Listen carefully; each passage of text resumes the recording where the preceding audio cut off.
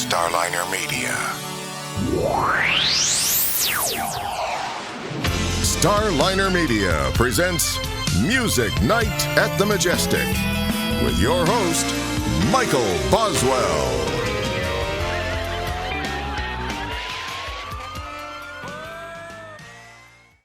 All right, it's time once again for Music Night at the Majestic, and with us tonight, Bruce Sudano. Bruce, welcome to the show. Hi, Michael. Happy to be here with you. Yeah, I got to tell you, I'm jealous that you're in Milan, and I'm not. Yeah, well, my life has worked itself into a way that I spend a third of my life in Milan, a third of my life in Los Angeles, and a third of my life on the road. So it's kind of how it just worked out. I didn't plan it that way. Well, usually that's how it goes. You know, the life's what happens while you're busy making plans. That's it. Follow the open doors. Yep, exactly. Well, tell you what, you have had such an interesting career. You dreamed of being a songwriter. Not only did you do it, but you've worked with so many amazing people. But as we often say on this show, every musician, songwriter's journey starts somewhere. Where was that somewhere for you? Yeah, well, I was born in Brooklyn, the Flatbush section of Brooklyn, grew up there. As a 9-year-old, got taken to, the Alan Freed rock and roll show at the Brooklyn Fox or the Brooklyn Paramount. I don't really know. But it was at that point that I first had a spark go, off in me, looking at the stage and all these performers up there. And I kind of saw my place in this world as being a songwriter. I was intrigued by the names underneath the title of the song on the 45s that I grew up listening to, and those were the songwriters. So that was kind of, it was in me from the beginning. Yeah. Tell me this, Bruce. Do you remember the first 45 that you bought? I don't remember buying a 45, but my father had a jukebox route. So usually once a week, he would come home with a box of 45s, that he was switching out into the jukeboxes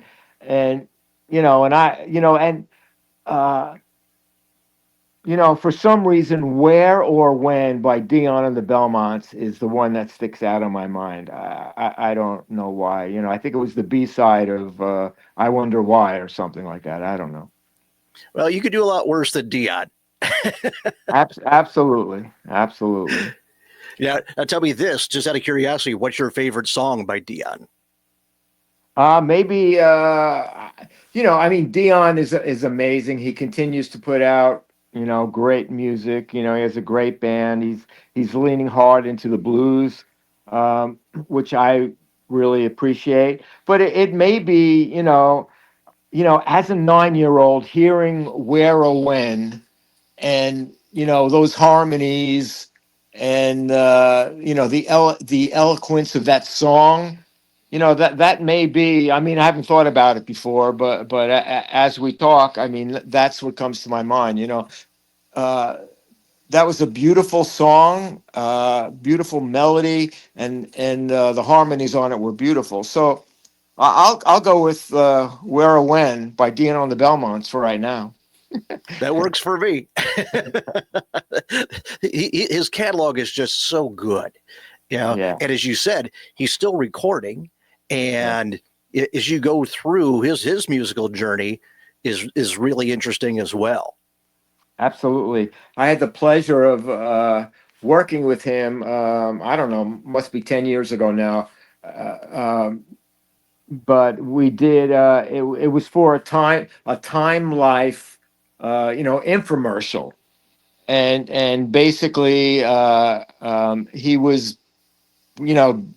went back to the neighborhood, went back to the Bronx. We sung a little on the corner and like that. So I count him among the people that, he's not, I wouldn't say he's a close friend, but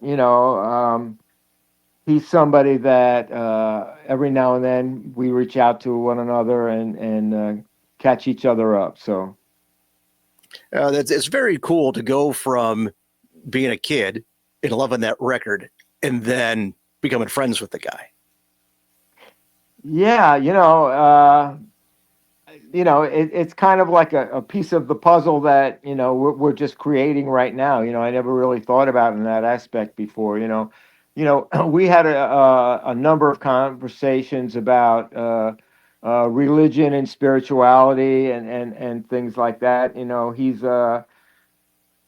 He's very into his Catholic faith. I went to 16 years of Catholic school, and I have a brother who's a priest.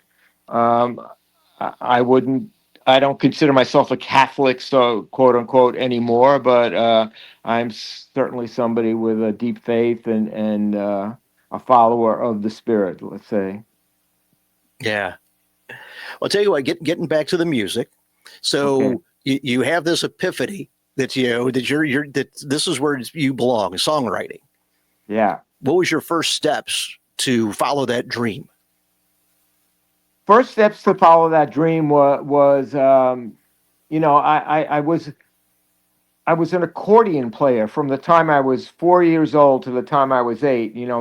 My Italian grandfather came back to Italy and showed up back in the States with an accordion for me to learn how to play. So this was my introduction to music on the musician side of things. So as a young kid, I was learning how to read basic music, chord structure. The accordion is an interesting instrument because on one hand, on the right hand you're learning treble clef, and on the left hand you're learning bass clef. So it was an interesting musical foundation for me. And then beyond that, it was really listening, and then I started delving into, as a young kid, in grammar school, starting to write poetry and taking my first shots at writing poems. I had a strong inclination to English literature, and I kind of developed that. I went to a Jesuit high school in Brooklyn called Brooklyn Prep. And I had a great English teacher there whose name was Mr. Sullivan, and he really brought me along in English literature. And I started, buying books of poetry and yeah. And at the same time, developing my ability. I went from the accordion to the farfisa organ. Then I started playing bass guitar and picked up the guitar after that. Kept working, kept developing, kept listening. By the time I was 19 years old, I was playing in a band that was the house band at a big club in Manhattan. It was probably the top club at the time. And I was in a band called the N Kickin. We were the house band there. Coincidentally, Tommy James of Tommy James and the Shondells lived around the corner. He came in one night. I met him. Here I am, an aspiring songwriter. I kind of glom onto Tommy, like on breaks from sets at the club. I'm running around the corner to his apartment, and I always say that how gracious he was to me, and what a talent he is also, and why isn't he in the Rock and Roll Hall of Fame? Moni, I think we're alone now, Crimson and Clover, Crystal Blue Persuasion, Dragging the Line, Hanky Panky, these are, seminal pop songs, and I think he got caught up in a time when, bubblegum was the term back then, and I think Tommy got caught up in the line of that bubble gum category, and so anyway, I don't think he's gotten his just due. Dion's in the Rock and Roll Hall of Fame. I think Tommy should be as well. Yeah, I agree with you. Tommy's been on the show a couple times, and what a wonderful guy, and the stories he has. Yeah. Oh, yeah. Yeah. Now, you mentioned Crystal Blue Persuasion. Wasn't Alive and Kickin' going to record that Yeah. originally? Interesting that you know that. Yeah, we got signed by Morris Levy to Roulette Records through the influence of Tommy. In those days, it was still on the tipping point of singles and albums, and I guess Crimson Clover had come out, was a big hit,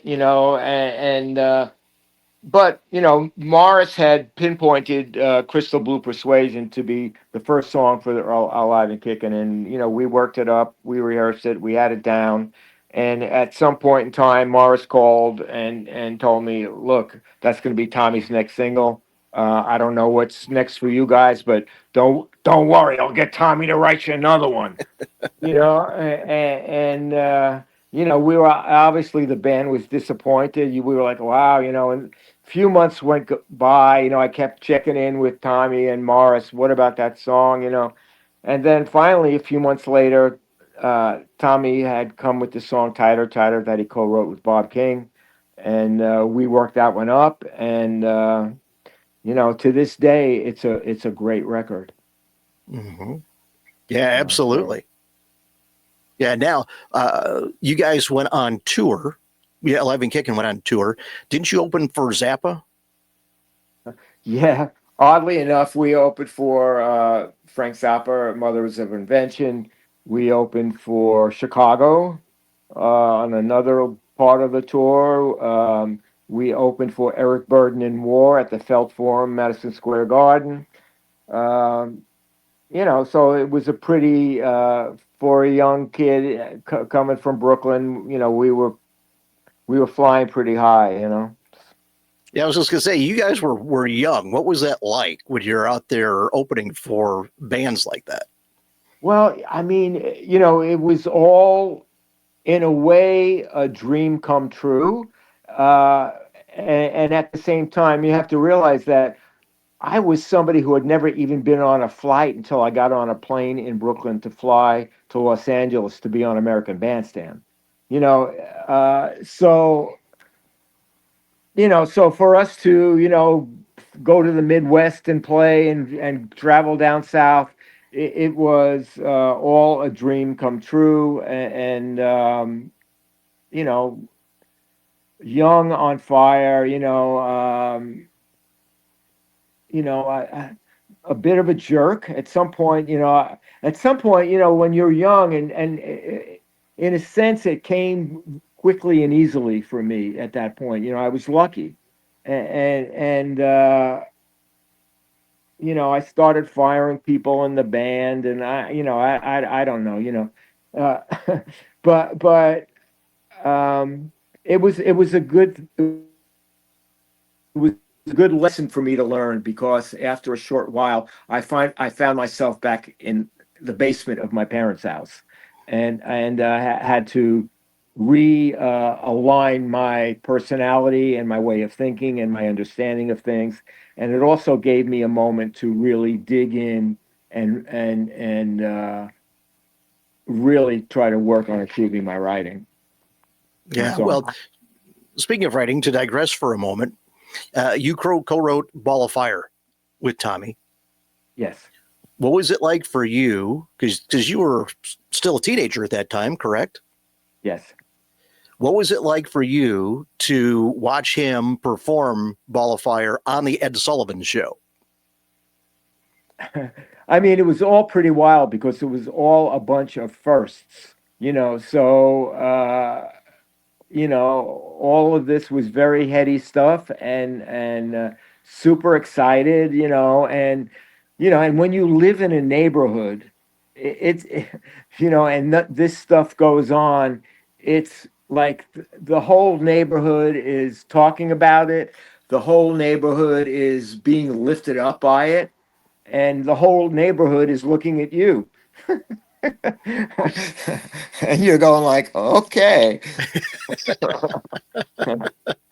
that first taste of stardom.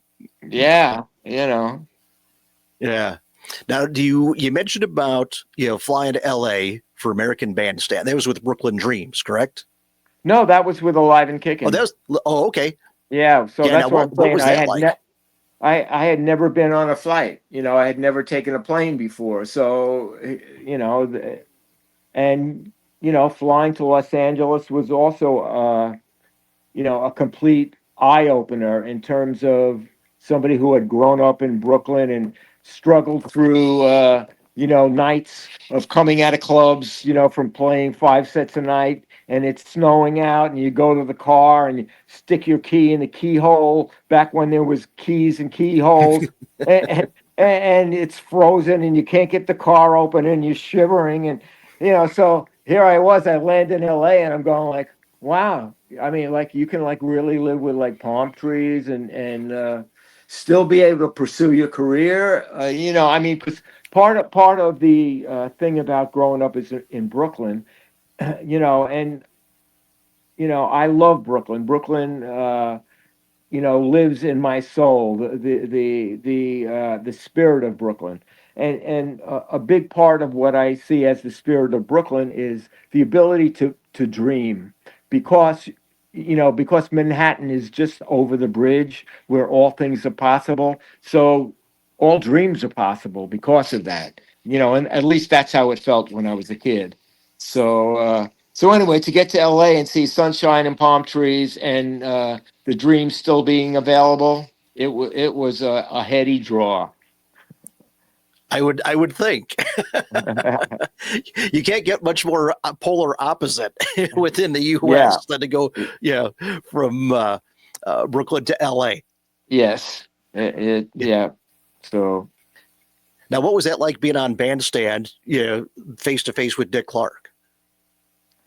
Well, it was, all of this. I hate to keep repeating myself, but all of this is like a dream come true. It's like everything that you hope for, and it's actually happening. And in a sense, it's an out of body experience. But then at the same time, you're like, yeah, because I was so young. At the same time, I wasn't surprised. I expected it, and so it was an interesting blend. I was able to be on American Bandstand twice. I was also on American Bandstand a number of years later with Brooklyn Dreams, and two completely different experiences on the same show. So, how so? I think when I went back with Brooklyn Dreams, I had been, I had to really work my way back to be able to attain that level of success, for lack of a better word, to get my band back to a place where I was back again on American Bandstand. So, a little more humble, I would say, a little more respectful, but also at the same time, a little bit more comfortable in my own skin. Well, that's maturity.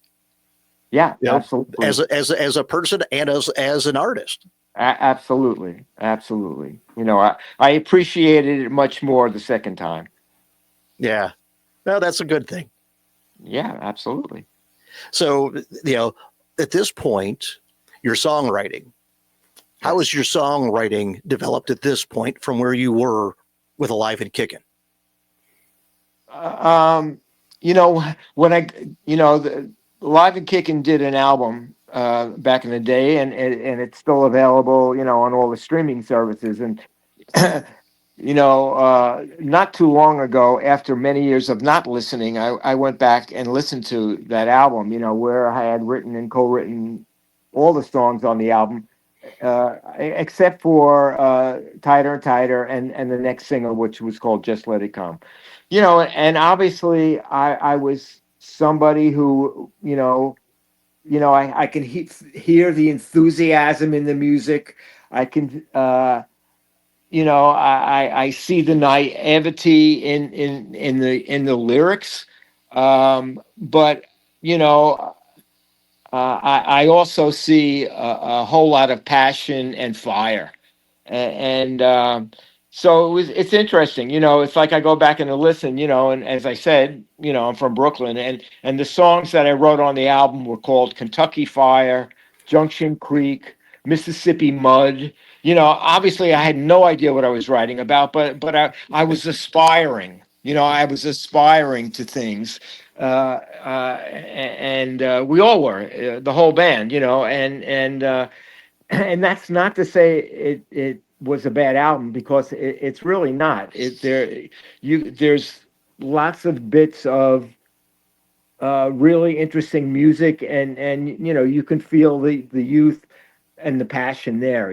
So but it was a naive bit of songwriting in my mind at this point. And I think if you listen to the Alive and Kickin' album, and then you listen to the songs on the first Brooklyn Dreams album, you can see the progression in the writing, and the progression in the musicality, and until this very day, I still work to refine what I do, and to get better, and I continue to get better, which is, an interesting phenomena, even for me to understand and experience, because I didn't anticipate it, and I think, uh, losing my wife, Donna, back 13 years ago now, certainly gave me a life-changing experience that quickened me to the soul, and spirit, and it enabled me at the same time, through that period of loss, to have a new beginning. And so it was the beginning of me stepping out as a solo singer songwriter, as the guy who's always been in bands, or always was touring in support of Donna, or working and writing for other artists, to sing and perform and write for myself. And so it's been an interesting period of continued growth and refinement. So it's it's interesting. That's all I'll say. But everybody's life is interesting. Life is an interesting journey for us all, and we can all look in the mirror and marvel at our lives. Oh, absolutely. It just, sometimes it's just, as you said, everybody's life is interesting. Just, the only difference is what size of stage you're on. Yeah, exactly. Yeah. Exactly. Well, tell me this, as your songwriting is going, at what point did you find yourself co-writing with established songwriters besides Tommy, obviously? Yeah, well, I mean, after Tommy, it was a number of years where, I was going around and, going to different publishers, and I co-wrote a song with a songwriter named Paul Vance, who was a guy who wrote Itsy Bitsy Teeny Weeny Yellow Polka Dot Bikini. This was somewhere in between Alive and Kickin' and Brooklyn Dreams. And we had a song called Funny How We've Changed Places that was recorded by Dee Dee Warwick, the sister of Dionne Warwick. Mm-hmm. And there were a few different little things like that happened along the way. What was the question? I forgot now. About how you came to write with all these, established songwriters. So I was, knocking on doors of publishers, and they would set me up with different people, and so I was used to collaborating, and then in 1977, when I met Donna, we basically started our relationship through songwriting. Literally the first day that I met her, I was with my partners in the Brooklyn Dreams, Joe Bean Esposito and Eddie Hoganson. We were at another friend's house, Susan Mineo, who was the vice president of publicity at Casablanca Records. And we were all there, and Donna stopped by to visit, and we met. And from that first day, we started songwriting, and So, uh, and then Brooklyn Dreams did 4 albums from 77 to 1980. 1980, I did a solo record. Uh, and at that point, in 1980, Donna and I got married. And it was at that point, right after I had done this solo record, that I was, she was pregnant with our first child together. Mimi was already living with us, and I was like, I can't keep pursuing a solo career by myself, and Donna have her career, and us have a family. It just was too complicated to accomplish. And, my dream was to be a songwriter, and I was content to just be a songwriter. So it was kind of at that point in the 80s, where, where I started co-writing with other people, and Michael Omartian became a really good friend of mine. So there were a couple of albums that he was producing on Donna that I got to co-write songs on. He was producing Jermaine Jackson, and I got to co-write some songs on a couple of Jermaine albums. Um, Along the way, there were some movie songs that I got to write. With Brooklyn Dreams, we wrote the theme song for a movie called Hollywood Nights, and how things evolve in the music business with the serendipity of it all. The song for the Hollywood Nights movie has been sampled by numerous rap artists. Snoop Dogg being one of them, and turned into a very profitable song.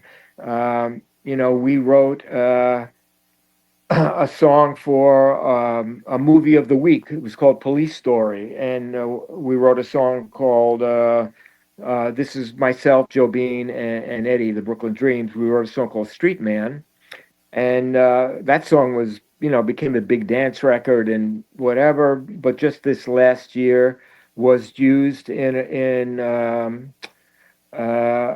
movie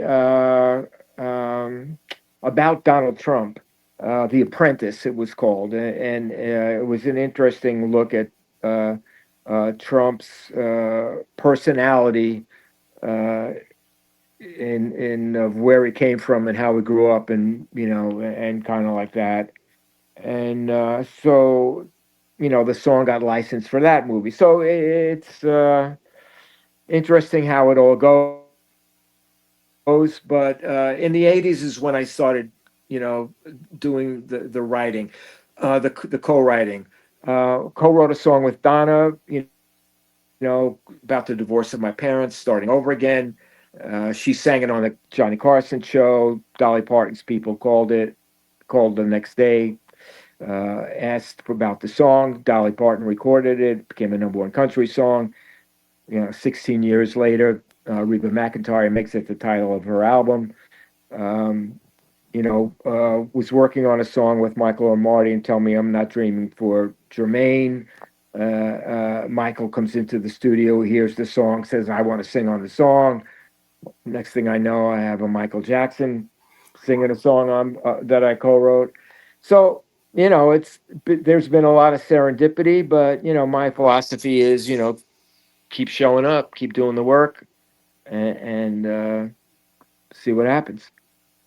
Well, yeah, people will frequently say, it was luck, and my attitude is luck is the meeting point of persistence and ability. Yeah, absolutely. Then in the 90s,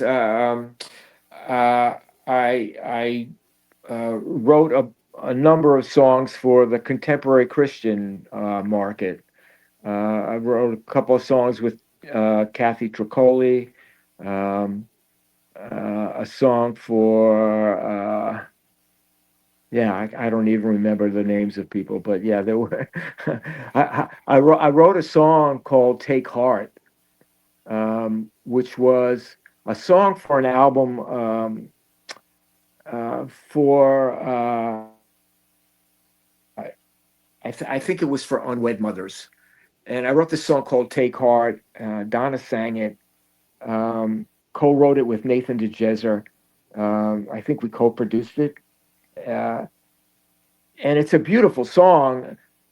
And it ends up being a song that, when I listen to it now, it's almost like Donna speaking to me from heaven. And I had no idea when I wrote that song that it would take on such a meaning in my own life. So Yeah, that's one of the things that amazes me with songwriting, because you never know where inspiration is going to come from, and then once you do write it, you don't know whether it's going to go somewhere, go nowhere, become a monster thing, or, as you said, like the song from Hollywood Nights, where initially it did okay, however, all those decades later, yeah. it becomes a very big piece. Yep. It's I had a friend whose name was Al Kasha, who was also a great songwriter. Al he wrote the song "The Morning After," which was I forgot what big movie it was in. Poseidon Adventure. Poseidon Adventure, yeah. And Al used to always say to me, this is also the other thing that's been great in my career is I've had very good mentors, and Al was a mentor to me. But he always used to say, when you're a songwriter, it's like, every time you write a song, you're adding a car to the train. And every now and then, one of the cars becomes the engine and pulls the train. So I always found that to be a great analogy for how it works when you're a songwriter. Yeah. I'll tell you, you mentioned writing with Donna. Do you remember the first song that you two wrote together? I don't remember the first song that we wrote together, but I do remember one of the first songs that we wrote. It's called "Something's Laying Heavy on My Heart," and I can't remember the whole song. I know we did a demo of it. I can't find the demo. But there's a scene a couple of years ago now. We did a documentary called for HBO called "Love to Love You, Donna Summer," which was co-directed by my daughter Brooklyn Sudano and Academy Award-winning director Roger Ross Williams.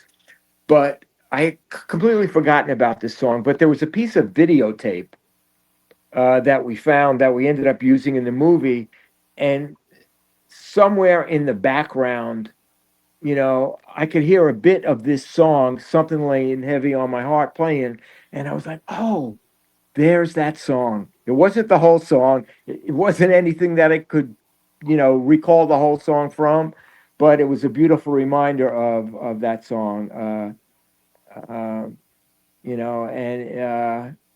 it was a really nice song, and as with all songs with Donna, she sang it beautifully and added some of her beautiful melody magic. Yeah, absolutely. Now tell me this, of the songs that you two wrote together, what are a few of your favorites? Well, I would start with "Bad Girls" because that's the most successful. There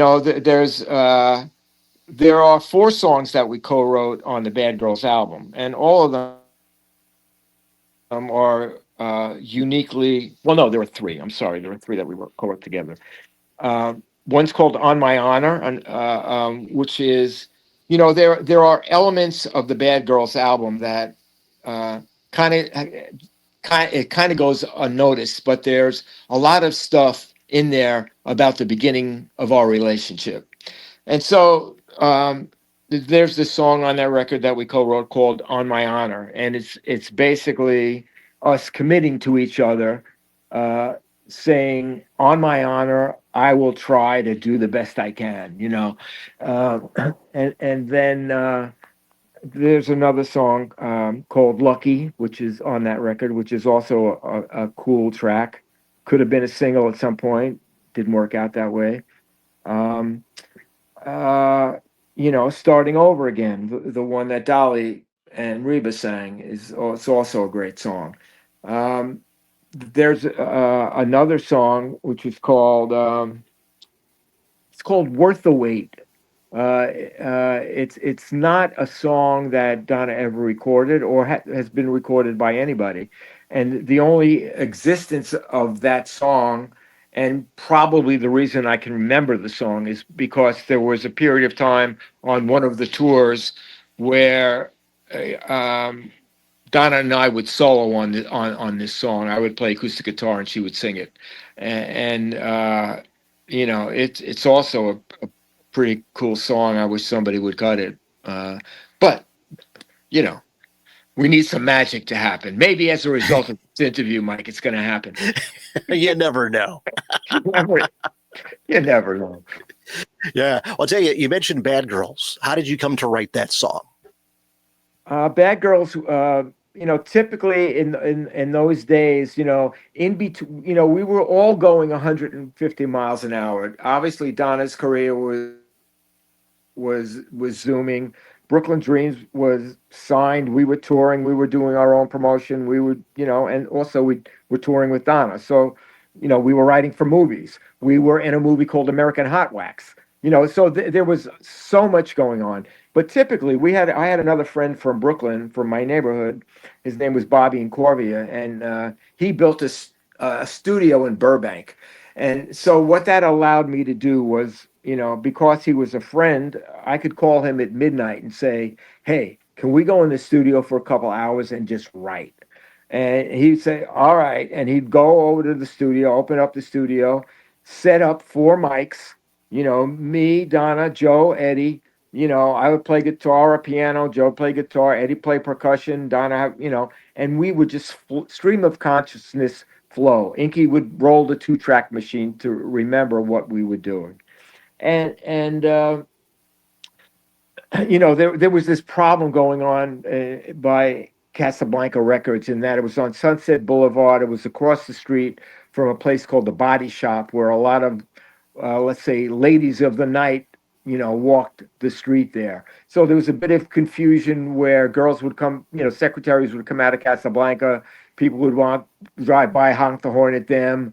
And Don was like, "We should write a song called Bad Girls." And so that was kind of like in our minds, and this particular night, there we are at Magic Wand Studio at Burbank at probably 1:30 in the morning, with, a photo shoot the next morning. Who knows what we had going on, but we found some time to write, and we came up with the first version of Bad Girls, which I used as the end title credit music in the documentary. So if you want to hear the original demo of Bad Girls, that's where you can hear it now. It's the end title cut on the Love to Love You Donna Summer documentary.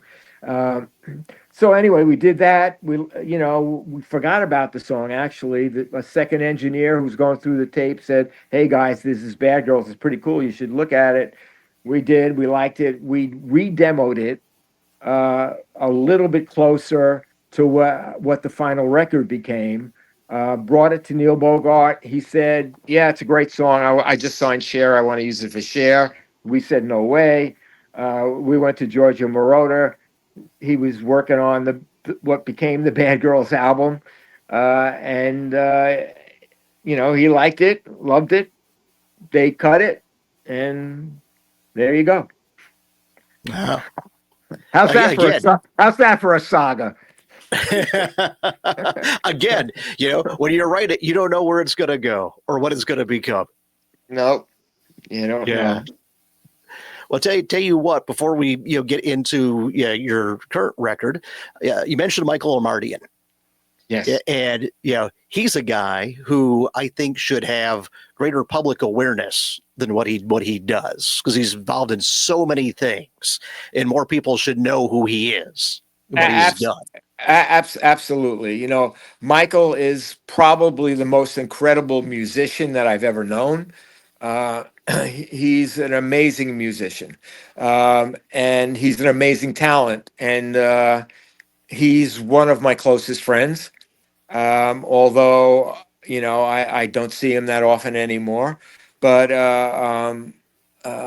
yeah, from playing the piano solo on "Rookie Don't Lose That Number" to producing "Ride Like the Wind" and "Sailing" for Christopher Cross, and some guys have all the luck for Rod Stewart, and so she works hard for the money.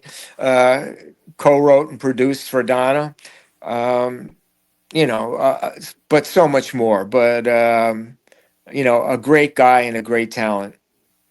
Yeah. Well, I'll tell you what, be remiss if we didn't start talking about Talkin Ugly Truth, Tellin Pretty Lies. Yep, Talkin Ugly Truth, Tellin Pretty Lies. It's my latest record. Uh, um, it's a song that touches on various aspects of what's going on in the world right now. Um, Talkin Ugly Truth, tells the story of a couple of renegades who like to do things the wrong way and think they're going to get away with it forever until at some point in time reality catches up with them. It's sort of a subtle way of shining a light on the what I call the undermining of truth in our current culture. So there's that. There's a song called Under the Gun, which kind of touches on the concept of gun control. Um, there's a beautiful love song called Two Bleeding Hearts that I get to do as a duet with Valerie Simpson. Uh, Valerie Simpson, for songwriter, Hall of Fame songwriter, one half of Ashford and Simpson. Ain't no mountain high enough. I'm every woman. Ain't nothing like the real thing. Somehow I was graced with her singing a song of mine on this record called Two Bleeding Hearts. And what else is on there? I'll tell you, the opening track, Better Than This.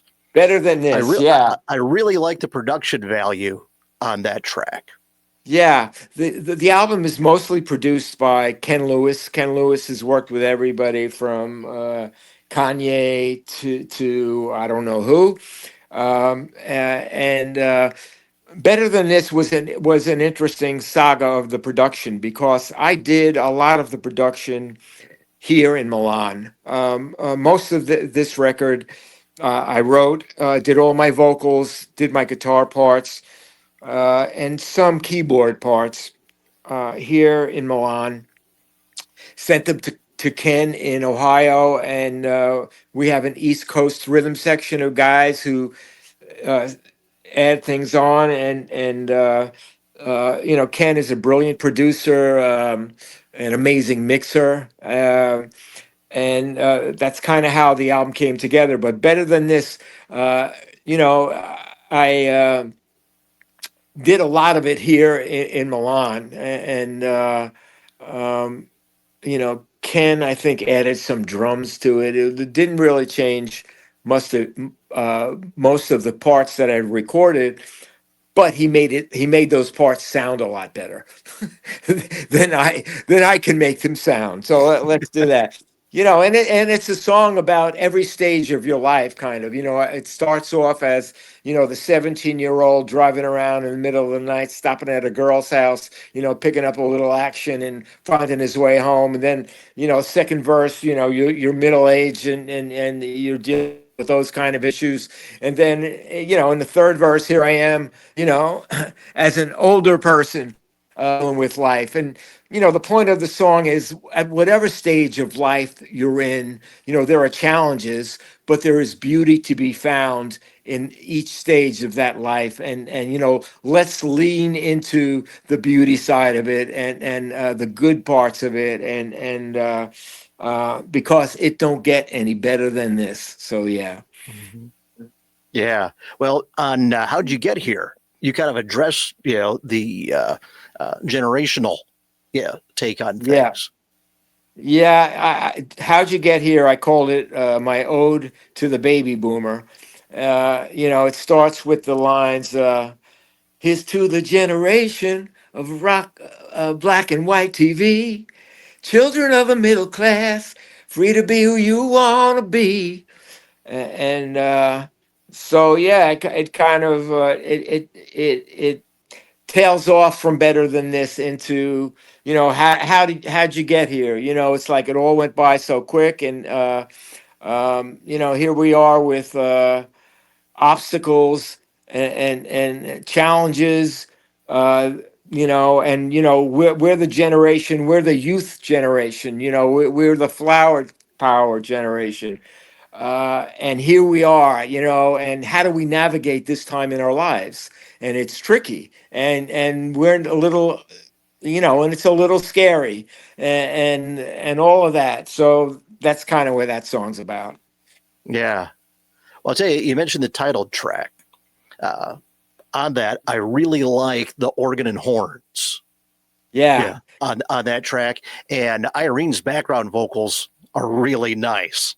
Oh yeah, let's talk about Irene. Irene Blackman is uh, a sweetheart of a girl and a killer of a vocalist, and yeah, she just soars on that, and brings a lot of soul to it. And it's interesting. I'm considering putting out as my next record, part part of the next record could be sketches of this record, of kind of like the sketches that I did before I sent them to Ken.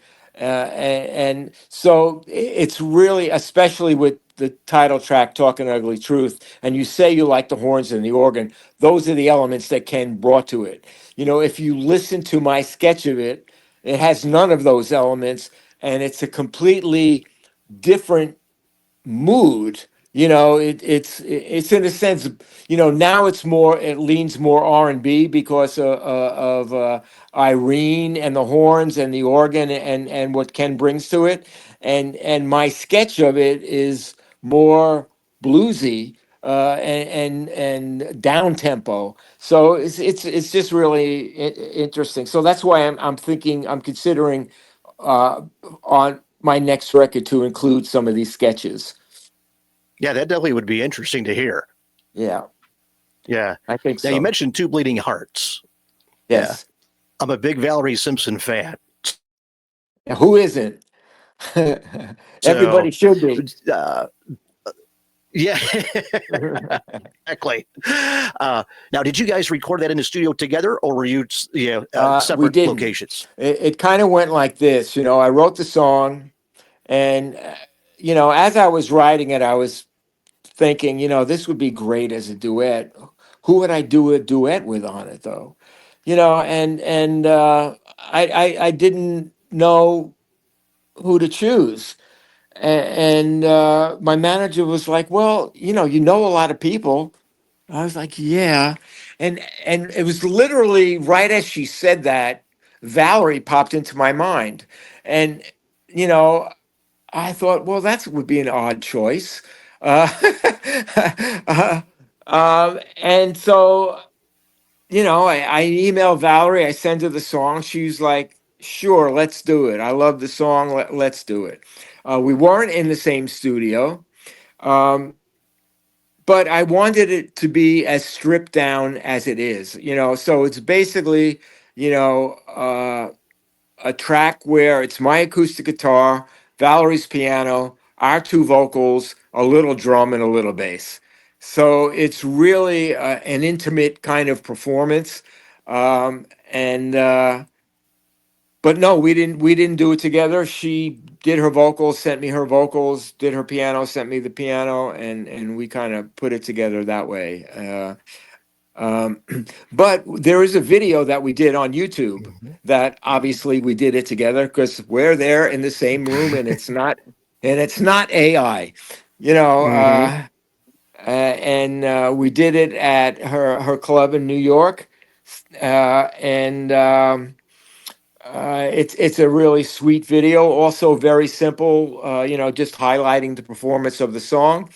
But that night at the club, it was open night mic. So we hung around till later on in the evening and performed the song live for the audience there that night. Oh, very nice. That had to be a big surprise for those in attendance. It was, yeah, it was. It was also a big surprise for me because um, Valerie was like, "What key did we do this in?" And I was like, "I don't know. I do it in this key now." She said, "Well, I think on the record it's that key." And I was like, I can't I got to transpose it." She was like, "Don't worry, I got you." So I don't know. She, brilliant as she is, she just, made it perfect. So Well, I was going to say you're in good hands when Valerie's there to do it with you. absolutely, absolutely. Yeah. Well, the you've got a number of videos, for songs on the album, and they're Yes. all interesting. So, how did you shoot those videos? Well, in some ways, people consider videos a thing of the past, but I don't, because uh, fortunately, I've been able to increase my awareness, the awareness of me to other people through my videos, and so I kind of take my videos seriously. In that, I really look for talented people to work with to create these videos. Um, uh, like the Talkin Ugly Truth video, Under the Gun, Better Than This video, and How'd You Get There video are all done with a Ukrainian video team. So the director Tibor, he's really only been in America for a very short time. Basically left the country at the beginning of the war, and in the Ukraine, he was super successful video director, film director, and somehow we hooked up,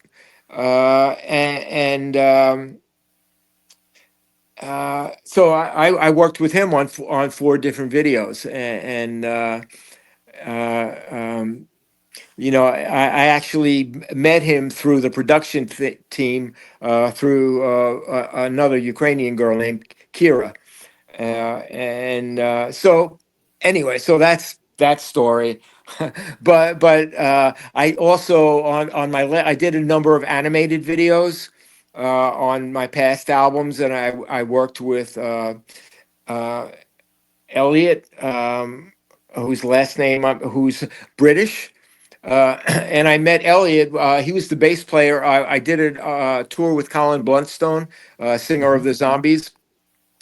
Uh, and Elliot Mason is his name, and Elliot was the bass player. While we were on tour, we end up talking. I see the videos he's done. He's great at animation.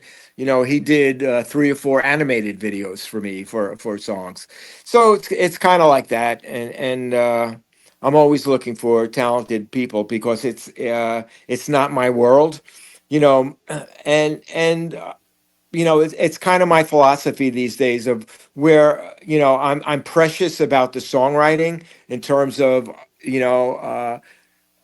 for all my collaboration, these last 10, 11 years I haven't collaborated on songwriting, and but in production I collaborate, in putting the tracks together and putting the videos together I collaborate, and I look for talented people to collaborate with, and I let them have their way with me. Tell me this: where did you shoot the video for "Tellin Ugly Lies"?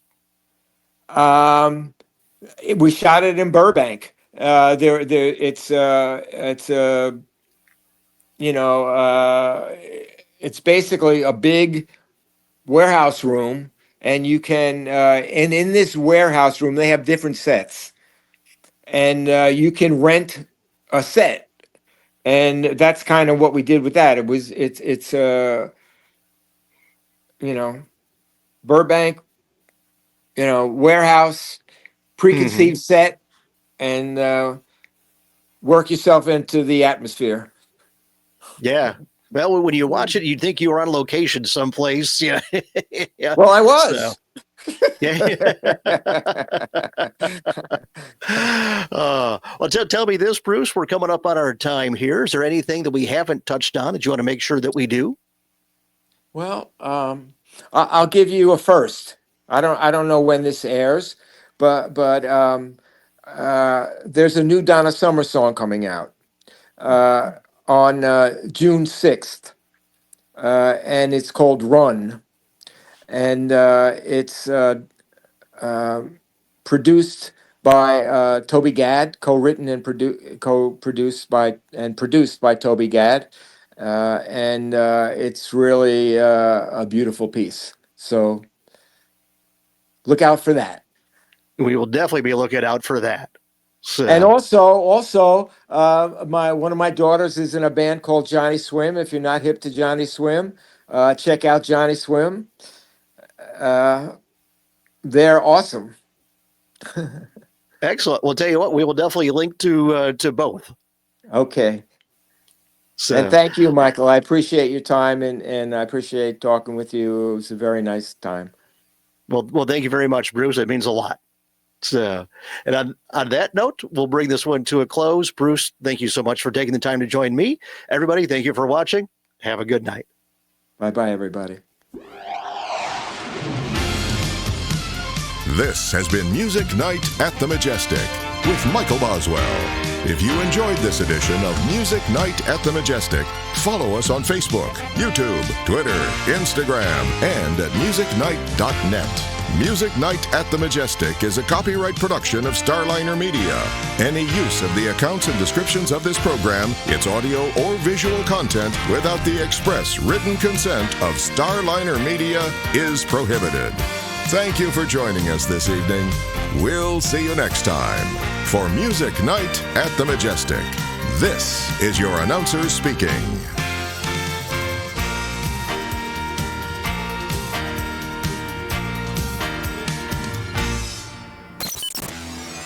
Starliner Media.